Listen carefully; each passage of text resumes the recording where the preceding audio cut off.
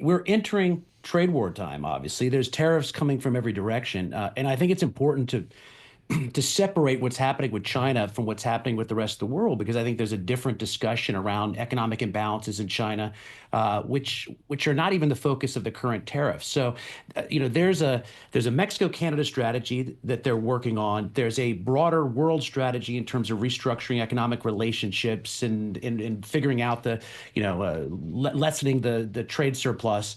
And then there's China. And I think the China discussion is the one that we've yet to have. And it's going to go to several different directions, whether it's, Trump going to China at first, trying to get a trade deal, and then going another direction. We don't know yet, but that's the one that's to come.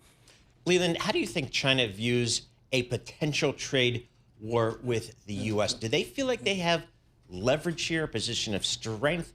How do you think they view it?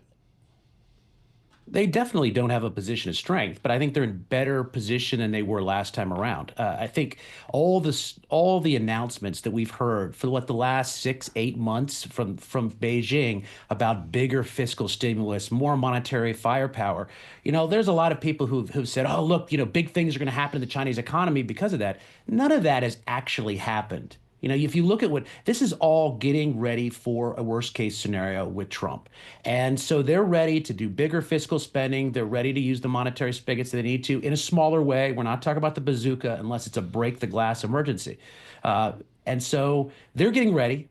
They haven't done much yet, but I think that they're prepared in a way they weren't last time if things get really bad. Do you think President Xi would welcome a meeting with President Trump face to face to talk about broader trade issues, maybe just issues outside of economics? Is that something you think could happen in the next, 6 months or so? Yeah, I know he'll welcome it because he's been sending signals to many of us in the business community here in the United States that they're all systems go. They want to talk.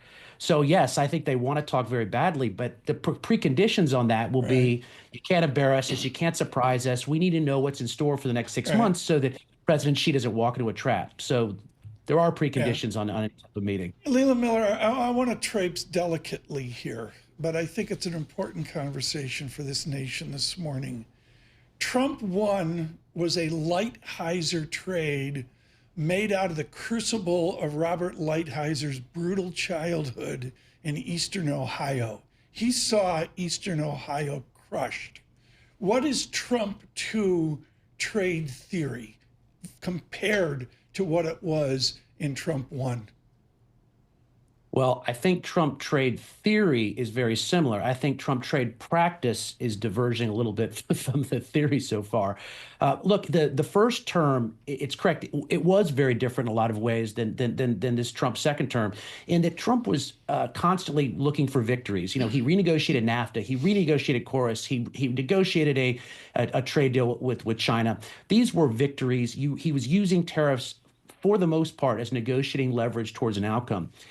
The goal in the second term is very different, and markets have refused to believe this. They've maybe they do now with the market doing what it's doing, but the Trump administration and the president himself wants to restructure economic relationships in a lasting way. He wants to shift the whole paradigm, and so set up a wall around the United States, cut taxes for domestic manufacturers, and incentivize industries to come home. And so because of this, there is much more of an intention to go at all these different blocks and countries and go after trade surplus countries and try to right the economic relationship and bring some of these industries back home. So the idea is much bigger than Trump term 1. This is something they want to leave a legacy on in terms of just redefining the way America does business around the world.